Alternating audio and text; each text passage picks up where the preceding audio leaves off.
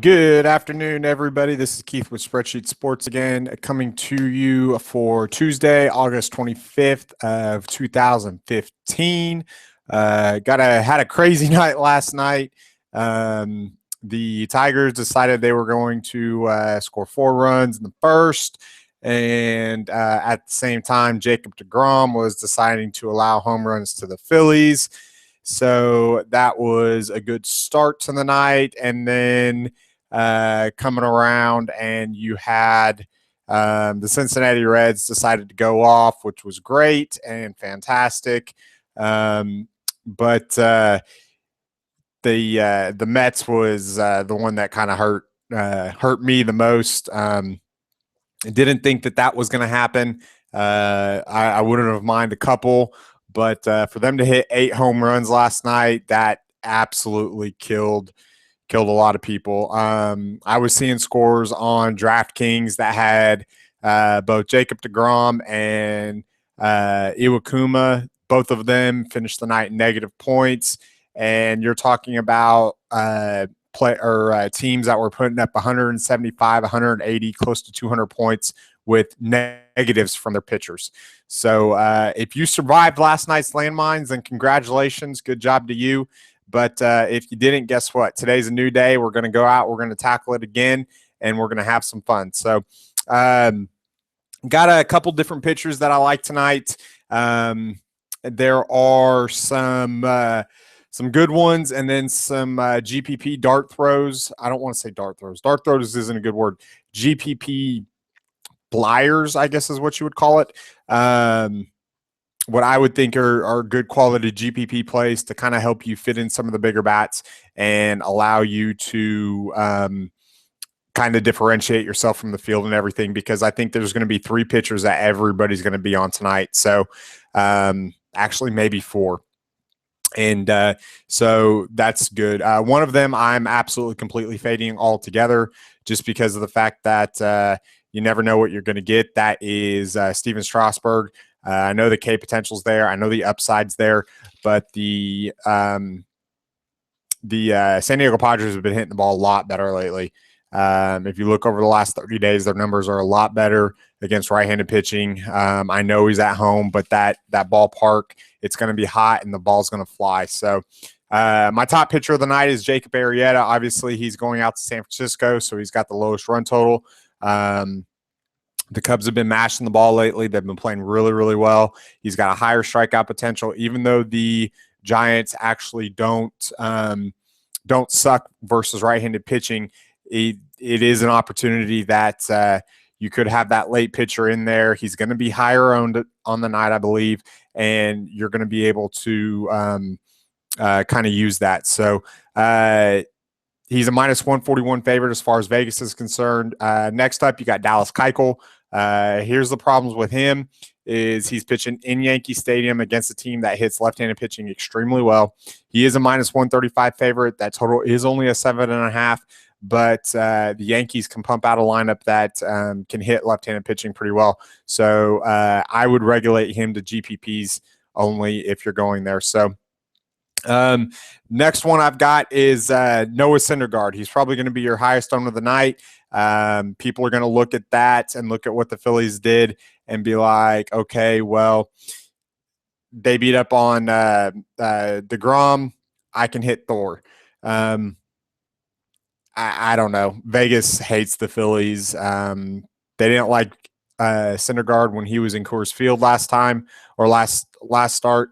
So to have him at minus 220 favorite, there's something that you know. Now, keep in mind, this total is at 8.5, so it is a higher total of the day.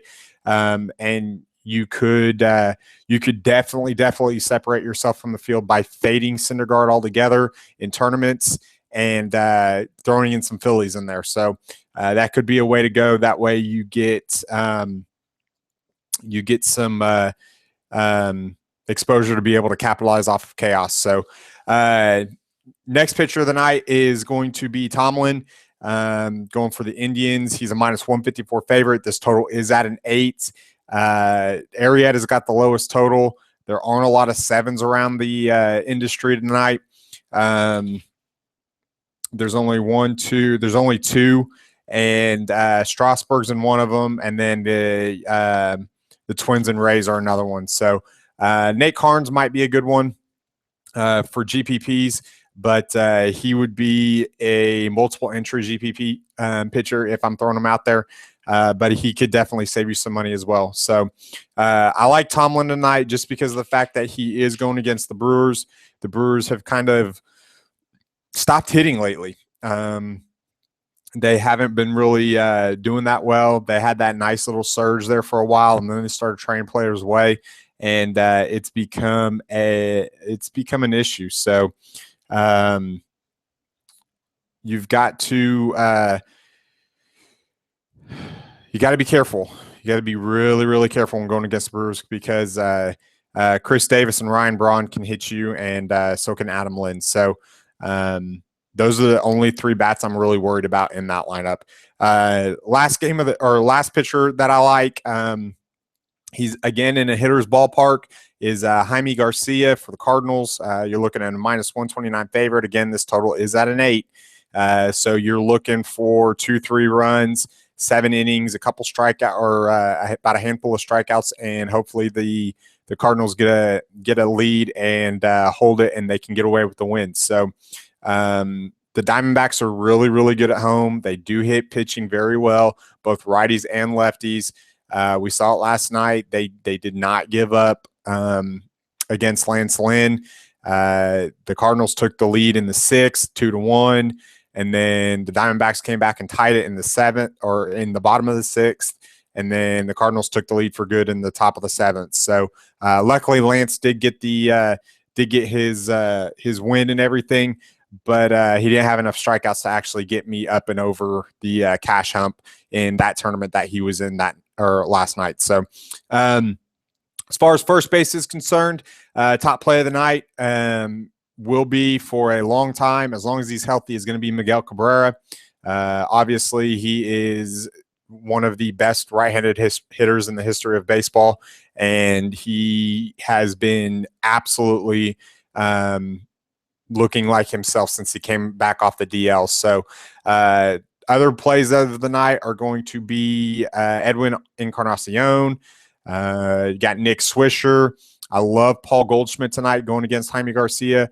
Obviously, it's kind of weird to like both the pitcher and the hitter, but it's one of those things that all I'm doing right now, I'm not playing any cash games. All I'm doing is playing tournaments. So because it's just so unpredictable, and the edge through this part of MLB until a lot of users come in for NFL have just it's not there like it is in cash games.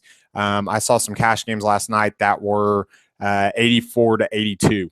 So that's one of the things that you've got to be aware of is go through your double ups, go through your 3 to 5 man leagues.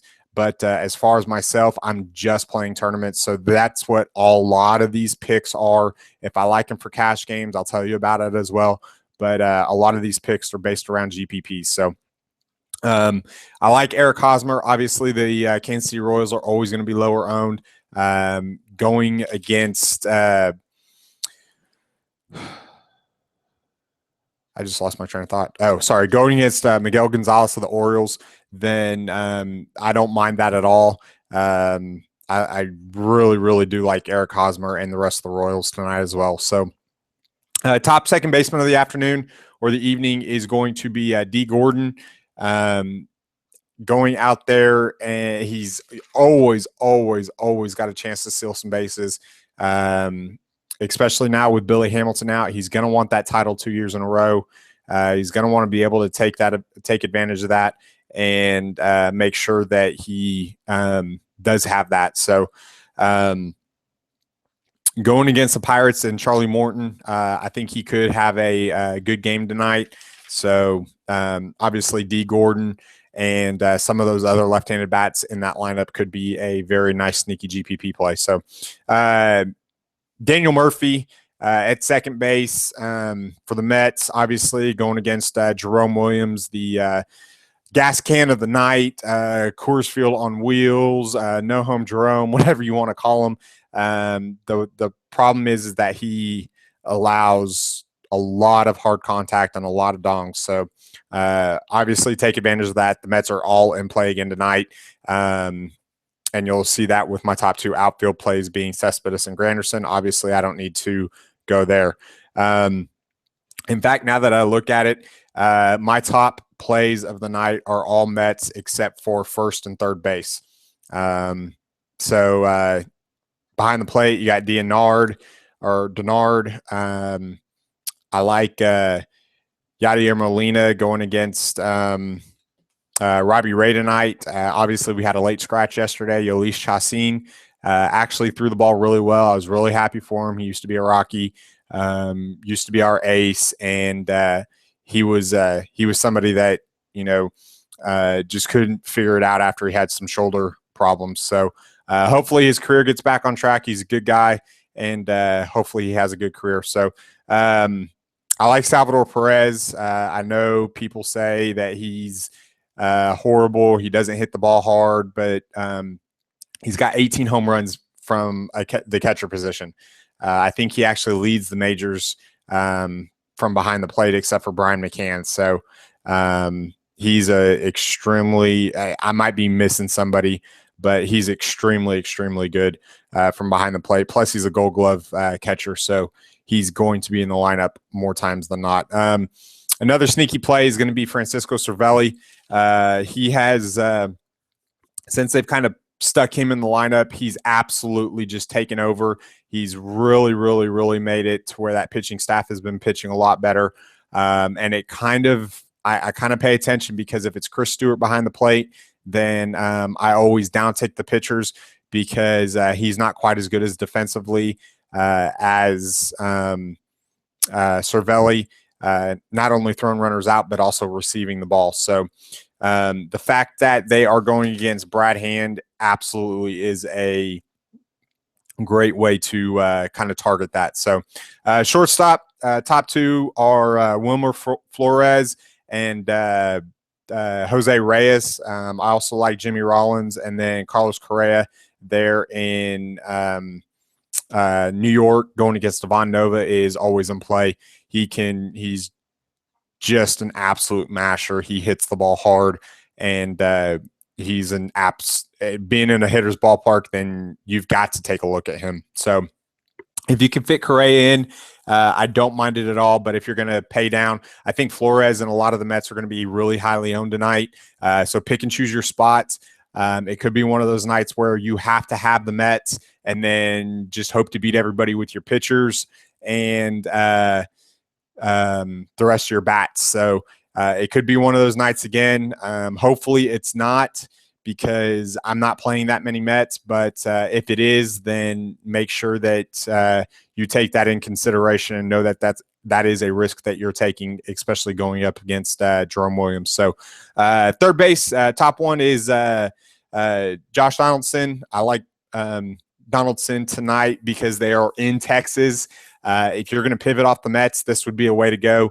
They still are extremely highly priced around the industry, but they're going against Derek Holland, and it's going to be hot down there, and the ball's going to be flying. So Josh Donaldson is actually the person that I would consider the MVP of the American League. I know Mike Trout, he steals the bases and all this other stuff, but what Josh Donaldson has done for the Toronto Blue Jays and what he has been able to do over the course of the year is by far and away what I think he has a bigger impact on his team than, say, a Mike Trout. Now, I know you could take Trout out and the Angels aren't nearly as good, but I honestly do believe that if you take Josh Donaldson out as well, not only offensively are they not as good, but defensively they're not as good as well. So I like Miguel Sanu. Trevor Plouffe is in a good position as well if you're going to pivot away from Sanu, because I think he'll be highly owned as well.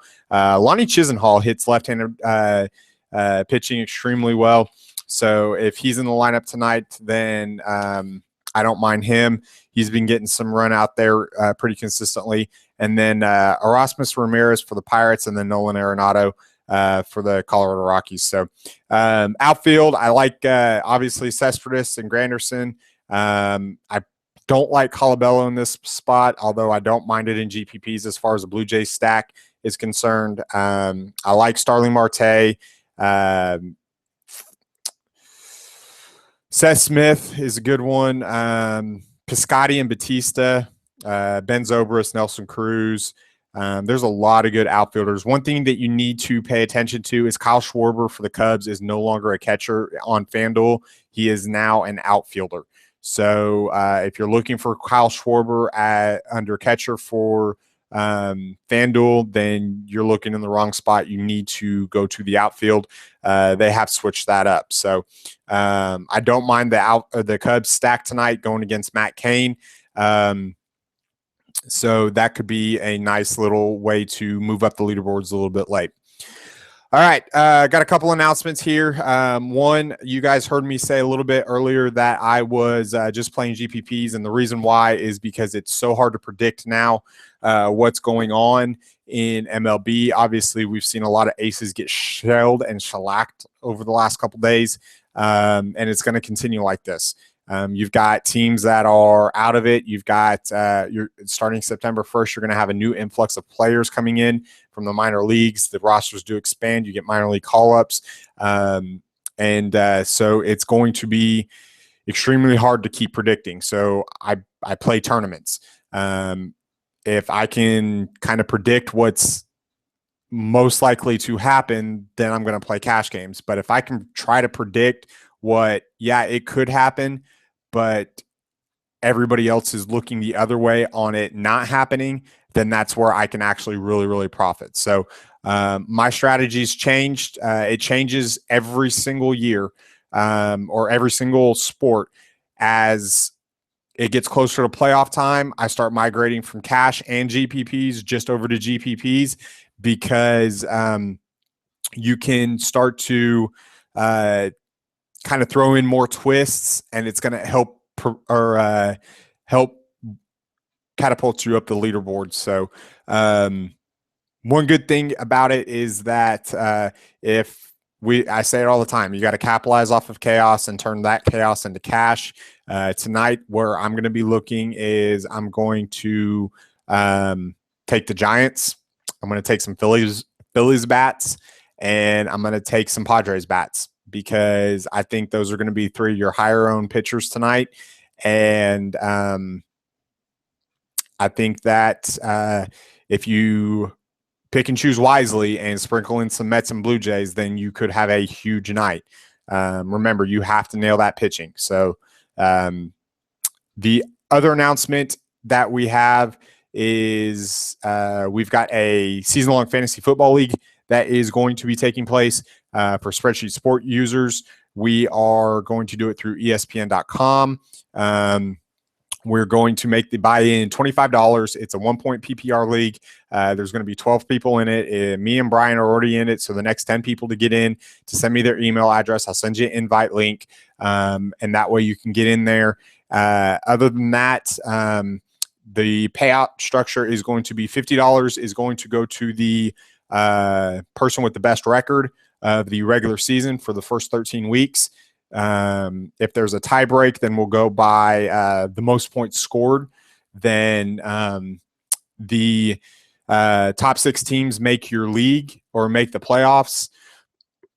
And then the top 2 will get paid as well. Second place gets $50, and then third or first place is going to get the remaining 200. So the good thing is DraftKings has what they call a league hub now, where you can connect your ESPN league through DraftKings, and that's going to have a nice influx of players coming in for NFL DFS, and they're going to take care basically of all of our league fees. You just basically can withdraw it from your PayPal or from your DraftKings balance, and it takes care of it. And then at the end of the year, I basically will go in there and say, okay, XYZ team was the league champion. They get $200. ABC team gets 50, and JKL team gets another 50. So It should be fun. It's another aspect of fantasy that I don't touch on a lot here, but I do love as well. It's a little bit more patient, but we do have tools on our website to help you with season long as well. So that should be a lot of fun. Let's make sure we fill this up. The draft is going to be next Thursday, September 3rd at 9 p.m. Eastern time. That's 8 p.m. Central, 7 p.m. Mountain, and 6 p.m. Pacific. I hope I said that right. And it's going to take place, obviously, on ESPN.com. The drafting order is going to be automated 1 hour before the draft time, so at 8 p.m. Eastern. And it should be a lot of fun. So let's get in there. Let's fill it up. We didn't make it a lot of money. It is a season long. I know every single one of you are going to be playing NFL DFS anyway, so you might as well just throw in $25 and go for bragging rights through our Google Plus page and have some fun with us as well. So I've got some NFL articles that are going to be coming out later on this evening. It probably be late tonight. I've been working on that. Kind of been working on some college football stuff as well. We've got college football kickoff that starts literally next week. So I'm going to be working on a lot of college football this weekend. And we've got, Brian is actually proposed an idea of a new tool that we're in the makings, and hopefully he's going to kick around and hopefully develop as well. That will be available to you guys. So we've got a lot of stuff going on here. We're having a lot of fun. Obviously, fantasy season never sleeps, and right now, neither do I. So guys, have some fun, make some money tonight, capitalize off the chaos. And if you have a great night, make sure to let us know. Thanks. Bye.